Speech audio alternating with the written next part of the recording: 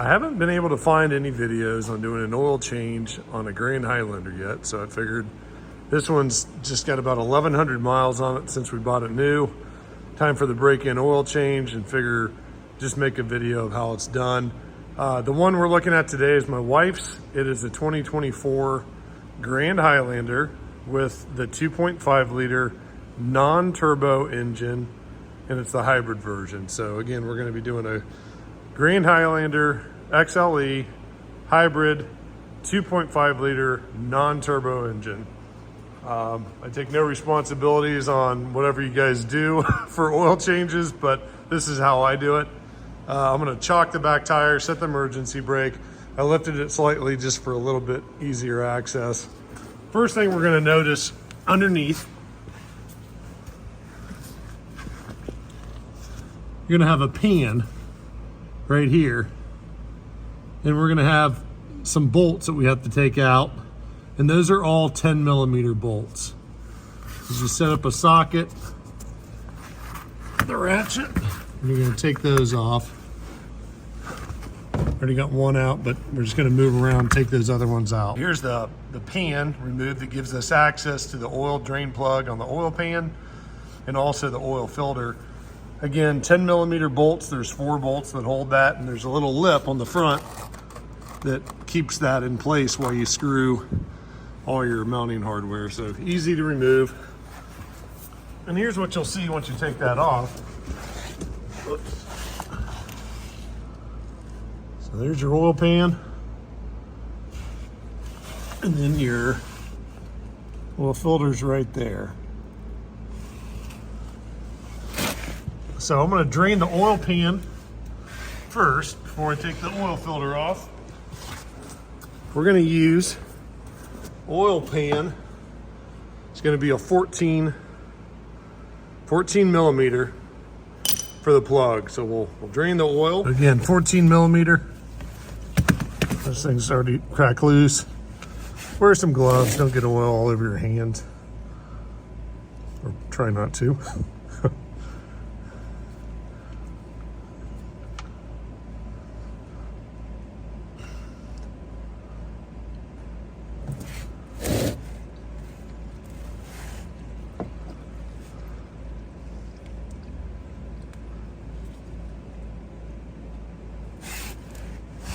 Let it drain all the way out. Per the manual, with filter, 4.5 quarts. So we're gonna be obviously replacing the filter. So it's 4.5 quarts for the 2.5 liter non-turbo engine. We're gonna use 0W16 just because 0W8 is almost impossible to find. So remember the owner's manual showed 4.5 quarts. I'm gonna usually run a little bit of fresh oil through with the drain plug still opened just to get any remaining contaminants out from the break-in oil. So we've got a 5 quart here. We needed 4.5. What I'm gonna do, I can open this with one hand. Here's our quarts. I'm gonna run a 1/2 quart through there. And we'll just fill up the rest. So again, obviously use whatever you like. Mobile one's pretty easy to get. 0W16 is what I'm gonna run today. Oil filter, I like to use genuine Toyota. You can actually buy these at Walmart as well. If you're gonna buy them online, I noticed eBay, a lot of those are not OEM. They're knockoff, clone parts. So at least if you're going to Walmart, you know it's genuine Toyota. Here's the oil filter number you'll need. And then you're also going to need a crush washer. And on Toyotas, you're supposed to use a new one with every oil change. So like a lot of domestic cars, you had the old copper washer you could use for years. These are supposed to be a one-time use, so I just bought a bag of them. But here's the part number you'll need for the crush washer for the oil drain plug.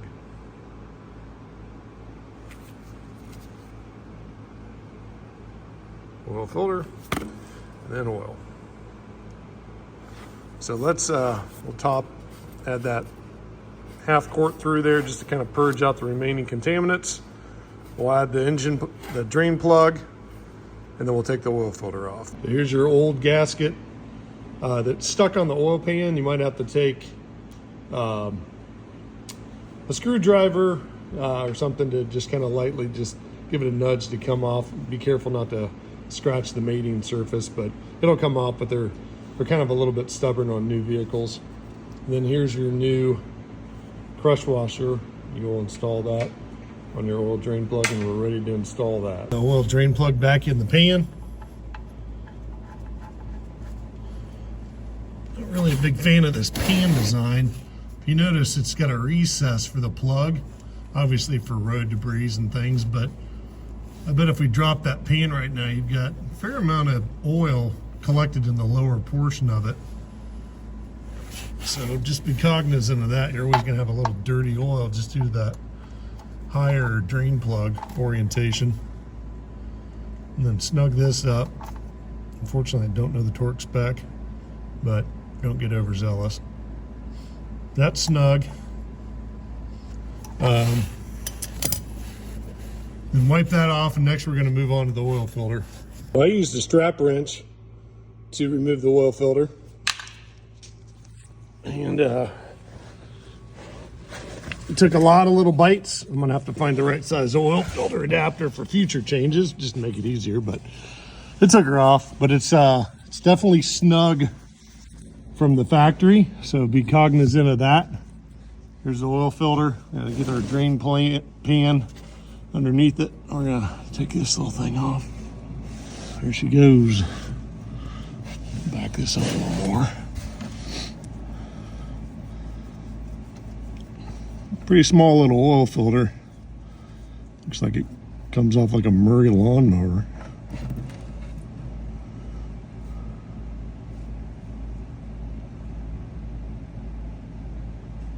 Here's the old oil filter.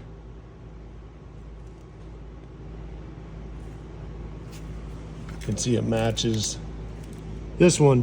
Now the part number, the 90915, is the same, but the last portion is a little bit different.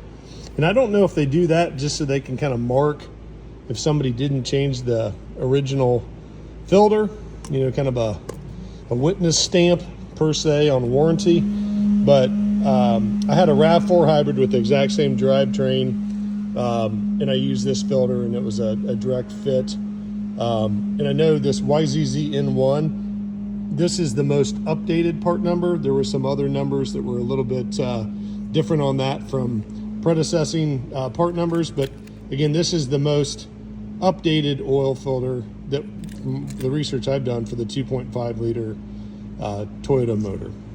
All right, the filter's already off. Everything's drained. Now, we're just gonna take a clean paper towel. Just make sure everything's nice and clean. Your mating surface is clean. Make sure your old gasket did not come off the oil filter and is on the engine block area that your oil filter affixes to, and you can double gasket it and have a major mess and an issue on your hand if you do that. So this obviously clean mating surface. The gasket is on your old oil filter. Everything's nice and clean. And then double check your old oil filter. We already looked at it once, but again, it's got the gasket, so just don't get in a rush. Haste makes waste. You've got your old oil filter gasket in place. Next up, I'm going to pre-fill this oil filter with these big oil jugs. Dump them sideways so they don't glug. I'm doing this one-handed, so bear with me.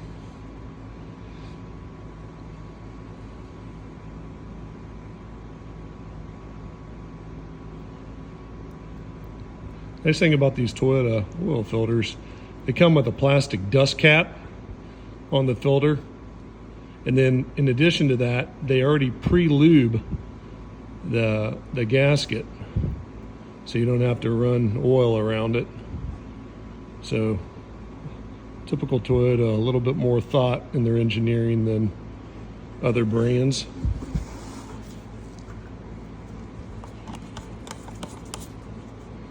So that one's ready for the install. Put the oil filter back on, snug that up. Oil plugs tight. Just confirm that's tight one more time. Wipe everything down. And I'm going to leave that access cover open for right now. We're going to top off the engine with 4.5 quarts. Actually, it's a little bit less because we use some for the oil filter. So again, hold that jug sideways, minimize your glugging effect. We're going to put the remaining 4.5 quarts in the motor. So we drain the rest of the 4.5 quarts in the motor. Take our funnel out. Put our valve cover cap back on. Oops. Wipe off any residue. That's that. Now's obviously a good time to top off your windshield washing fluid. What I kind of found odd with this engine bay setup is you've got your windshield washing fluid right here, which is clearly marked, but you've also got a coolant tank here, which this one, you know, tells you that's the overflow for the presumed radiator. But this one right here is also a coolant reservoir, and it's got a cap like a lot of domestic vehicles have for windshield washing fluid. So I presume there's going to be a fair amount of people that accidentally add windshield washing fluid to this. So Toyota could have done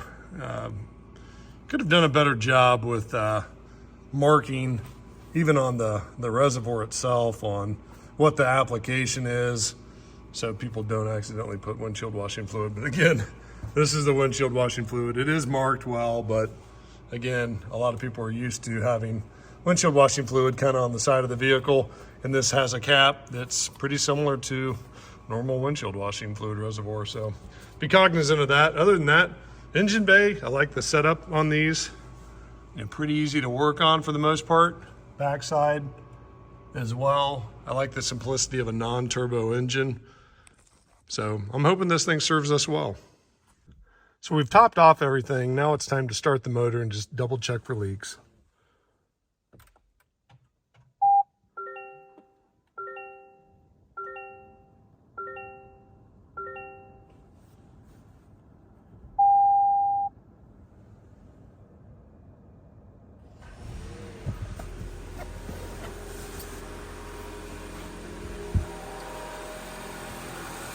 It's a little bit better mileage than this girl. All right.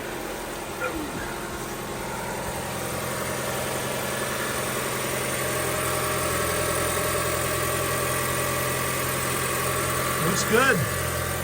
So now we're gonna just add that access cover on the bottom, button that up. We're ready to go.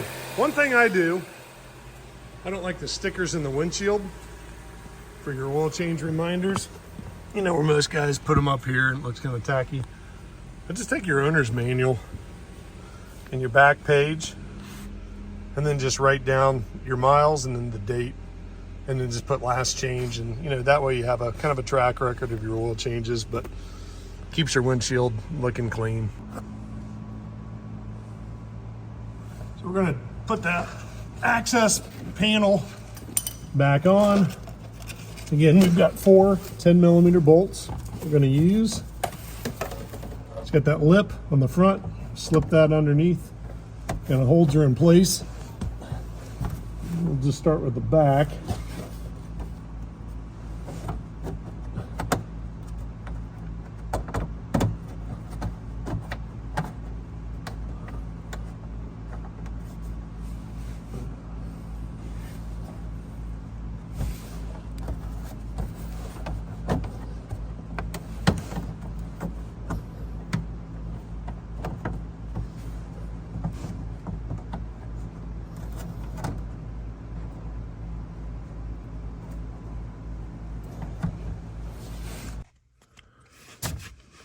Let's go around. We've got everything hand tightened.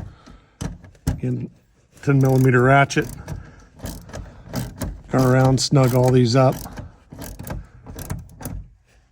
Obviously, this is really small hardware, so don't go crazy, but tightening these down, you'll strip them out.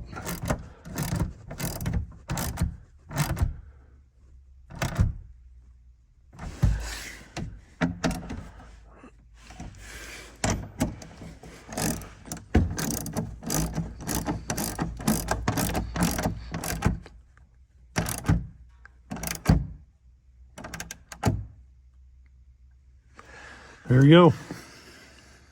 One thing I do on our vehicles, we have 5 kids, multiple vehicles, so a lot of times, you know, it's hard to remember what the oil plug size is, how many oil quarts it takes, all that stuff without going through the manual. A lot of times when I bring it into our shop for an oil change, I just want to be able to go to my toolbox, grab the oil that I need, the filter that I need, all the wrenches that I need, so I don't have to make multiple trips. So a lot of times I'll just take a Sharpie, write it down, oil filter. Sometimes you can even take a picture of that if you go to Walmart to get your oil filters or oil. Just makes it a lot easier. You can obviously get a custom decal made, you know, whatever you like, but or even write it down in your manual. But this way you don't have to, you know, sift around for tools. You can just go to your vehicle and get the job done and move on to other projects. So that's what I do. Hope this helps for you guys for the first oil change on the Grand Highlander. I haven't seen any other videos on YouTube to date, so I'll try to plug in the torque values as I find those for the oil drain plug. But as of right now, that's what I know. So hope this helps.